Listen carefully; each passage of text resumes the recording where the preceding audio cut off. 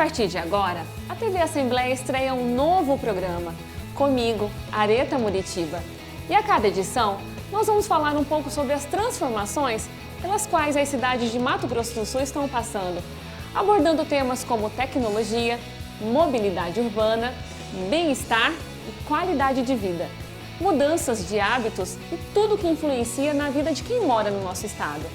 Seja bem-vindo ao Velocidade, a nova atração da TV Assembleia. E para começar o nosso primeiro programa, escolhemos o tema Mobilidade Urbana e Infraestrutura de Trânsito, com o diretor-presidente da Agência Municipal de Trânsito, a AGETRAN, o Janine de Lima Bruno. Olá, Janine, seja bem-vinda ao nosso programa. Olá, obrigado pelo convite, é um prazer poder participar aqui com vocês. É um prazer tê-lo conosco na estreia, do Velocidade. É uma honra poder participar ainda na estreia, né? Muito obrigada pela sua participação.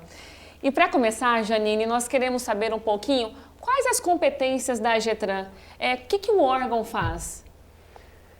Bom, a AGETRAN é a Agência Municipal de Transporte e Trânsito, então ela cuida de toda a parte de transporte e trânsito do município. Por exemplo, a gente cuida de toda a parte dos semáforos, né? Aqueles semáforos são implantados, manutenção semafórica, sinalização horizontal e vertical, redutores de velocidade, desde aqueles dos simples quebra-molas, passando pelas faixas elevadas, até os equipamentos eletrônicos, que são radares, equipamentos mistos, lombadas eletrônicas. Na área de transporte, a gente cuida de toda a operacionalização e fiscalização do transporte coletivo urbano, a gente cuida de toda a fiscalização do sistema de táxis da cidade. Vai passar a ser, agora com a nova lei dos aplicativos, a gente vai passar também a fazer a fiscalização dos aplicativos. Coordenamos também a parte de fiscalização das caçambas, né? Essas caçambas de entulho, que tiram entulho de obra. Também a gente faz essa parte de fiscalização.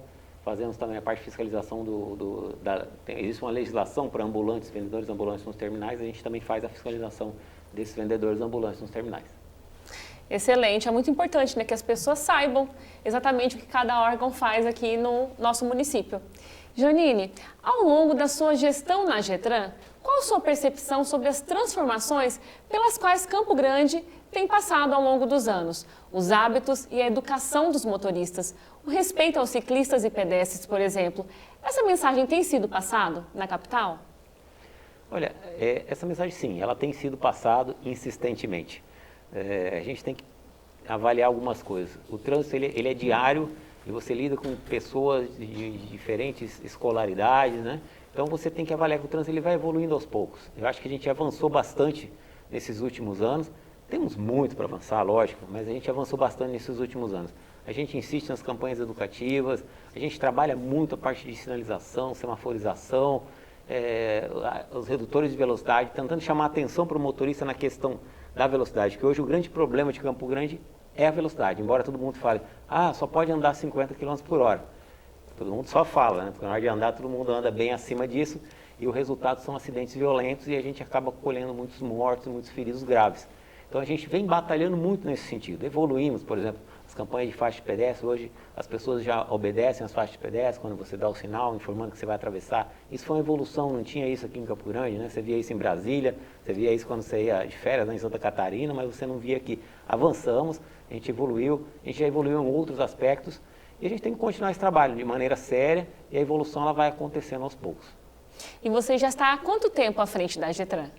Iniciamos agora em janeiro de 2017, né? Então 4 anos e 3 meses aproximadamente. E as mudanças foram muitas, né, Janine? Bastante mudanças. Desde aquelas sutis que quem não é do trânsito não nota, né? Somente quem é do trânsito e trabalha no dia a dia, estuda isso no dia a dia, que nota, né? Quem não é, acaba não notando, passa batido, mas a gente percebe essas mudanças, até aquelas que você consegue notar mesmo, a pessoa que é leiga, que está no trânsito todo dia, mas consegue notar. Que legal. E planejando e coordenando a agência responsável por todo o trânsito municipal, você deve ter um pensamento voltado a cada usuário individualmente no trânsito. Imaginar a situação, por exemplo, do motorista, do motociclista, do pedestre, não é verdade, Janine? Como que você consegue administrar essa diversidade no trânsito de usuários, diversidade de usuários no trânsito? Essa talvez seja a maior dificuldade, né? Você entender a cabeça de cada um. Em alguns nuances até facilita para mim, porque, por exemplo, tem horas que eu sou motorista, estou lá no carro dirigindo, e em determinados momentos eu sou pedestre. Então, essa relação eu acabo entendendo bem, porque eu sou pedestre, eu sou motorista. Eu já fui motociclista, então isso me favorece também. Eu já fui ciclista, né? Pretendo voltar a ser ciclista de novo, porque agora está muito bacana, muito legal ser ciclista. Ciclista de lazer, esportivo, né? Eu tenho alguns amigos aí que são ciclistas de esporte. E a bicicleta voltou a ser um modal importante de transporte. Então, assim, como eu já fui algumas coisas, eu já estudei bastante, a gente participa muito disso, você acaba entendendo um pouquinho de cada um, e você acaba tendo aquele sentimento de cada um, e com o conhecimento e a sua técnica, e essa sabedoria que você já tem, você consegue ir direcionando isso, direcionando esses estudos que você vai fazer, pensando em cada situação, pensando em como que é a reação de cada pessoa, para você fazer um trânsito melhor a cada dia. Tem um planejamento, né, para atender a cada usuário do trânsito. Trânsito você tem que se planejar todo dia, né? Você não consegue fazer uma coisa solta. Ele é todo interligado, então você tem que estar se planejando sempre, porque uma mexida que você dá no trânsito, você prejudica o transporte coletivo.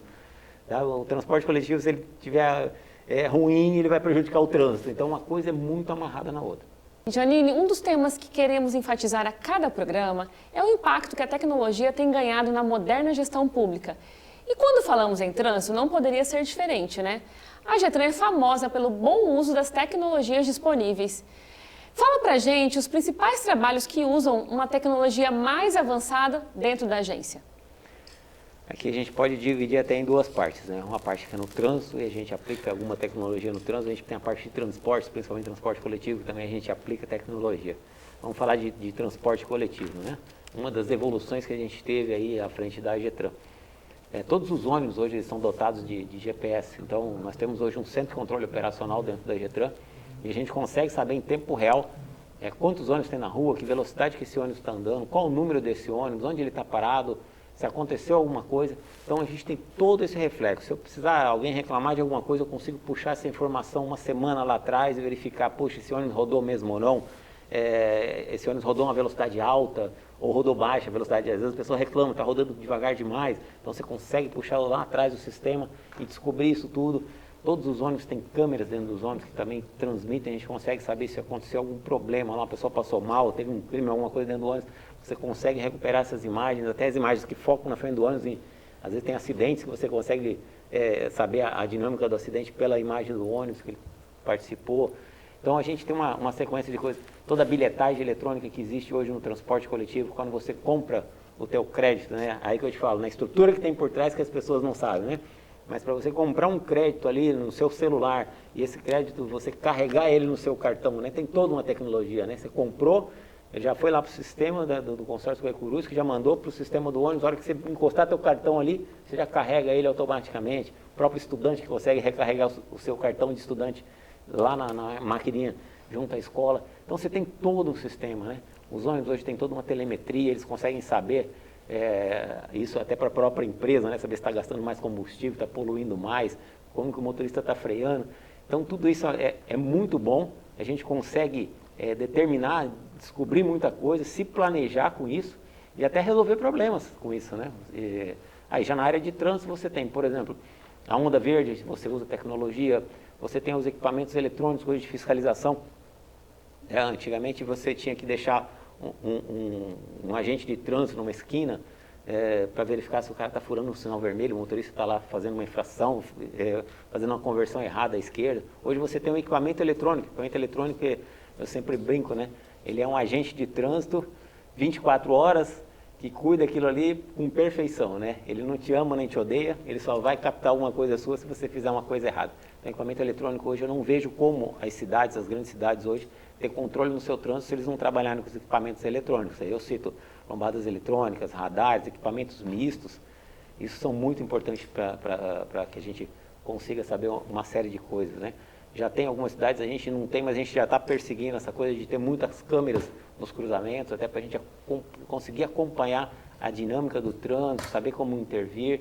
Então isso é uma coisa que a gente já está perseguindo para esse segundo mandato. No primeiro mandato a gente recuperou todo um trânsito que estava bastante defasado, bastante estragado, e agora a gente começa a mexer bastante com tecnologia. Vamos avançar passo a passo, mas o que a gente fez até hoje, o que a gente já tem disponível hoje, por exemplo, os controladores em tempo real, que a gente já implantou na Avenida Zaran, a gente pode até falar um pouquinho mais disso depois. Tudo isso é tecnologia, e a tecnologia ela vem auxiliar não só o órgão de trânsito, mas vem auxiliar você, motorista, que está lá na rua, que precisa ter um trânsito mais rápido, mais dinâmico, essa tecnologia está a seu favor. E fala um pouquinho mais para a gente sobre esses controladores de semáforos que o senhor citou agora, que foi implantado na Avenida Zaran. Aqui em Campo Grande, nós, com a maioria das cidades, a gente tem os controladores, que é o cérebro do semáforo, que ele controla tudo. Então, por exemplo, você tem dois tipos de controladores, controlador em tempo real, controlador em tempo fixo. Aqui em Campo Grande, até então, nós tínhamos só em tempo fixo.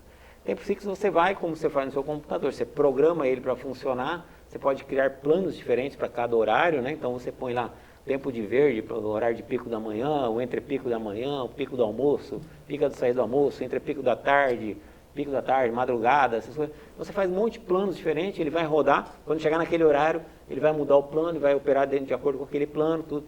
Mas ele está sempre com aquele tempo fixo, do jeito que você programou ele. Ele nunca vai mudar, a menos que você vá lá e faça a mudança nele. O tempo real já é diferente. O tempo real é aquele que você vê na Zaran. Nós temos uma câmera que fica lá em cima do semáforo, né? Até no começo todo mundo estranhou, achou que aquilo era um radar, que ia fiscalizar. Tudo. Na verdade, não. Aquela câmera ela é uma câmera diferenciada, ela tem um software interno e ela fica lendo o trânsito o tempo todo. E ela já calcula o tamanho das filas. À medida que a fila vai aumentando muito, ela consegue, todas elas são interligadas com fibra ótica, interligadas com uma central na Getran, então ela consegue já mandar a mensagem lá para a Getran e informar, olha, essa fila aqui está muito grande, nós precisamos mexer, então a central lá já mexe e fala, vou dar mais tempo de verde para Zaran, porque teve algum problema.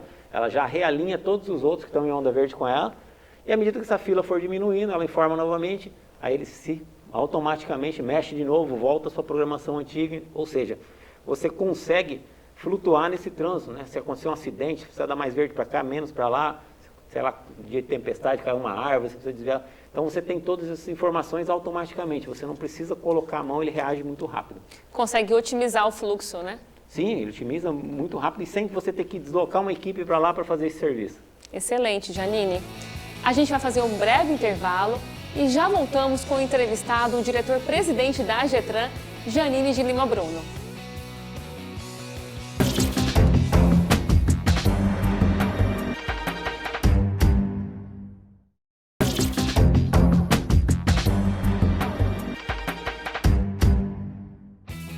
Voltamos agora para o bloco final do nosso programa Velocidade, com o nosso entrevistado de hoje, o diretor-presidente da Getran, Agência Municipal de Trânsito, Janine de Lima Bruno.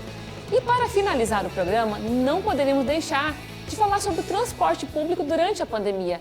Eu quero saber, Janine, quais foram as mudanças, as adaptações que foram necessárias fazer durante a pandemia para contemplar o usuário, né, do transporte público, respeitando as medidas de biossegurança. Esse foi um tema bem delicado e tem sido bem delicado para todos, né? Para o usuário, para nós que trabalhamos com o sistema, com a operacionalização. Bom, começou lá atrás, né? Quando começou a pandemia, ninguém sabia nada de nada e no transporte também não era diferente, né? A gente foi se adaptando, teve uma primeira paralisação, a cidade travou, depois ela voltou aos poucos, o transporte coletivo voltou só com serviços de pessoas que trabalham em hospitais, depois a gente foi abrindo gradativamente para os serviços essenciais e depois a gente abriu finalmente para todo mundo, todos os usuários. Porém, a cidade ela tinha dado uma desacelerada total, então a gente voltou com um número de passageiros muito baixo e a gente foi se adaptando mês a mês ao número de passageiros e às realidades que tinha, as regras de biossegurança que tinham que se adotar dentro dos terminais, dentro do ônibus, nas garagens, como fazer isso tudo, né? E aos poucos a gente foi se graduando. Uma das coisas que a gente teve que fazer foi abrir os terminais, porque antes da pandemia você pagava para entrar nos terminais, e quando os ônibus paravam, eles abriam as portas de trás, todo mundo descia, as pessoas que iam embarcar, embarcavam pela porta de trás, era tudo muito rápido, muito dinâmico.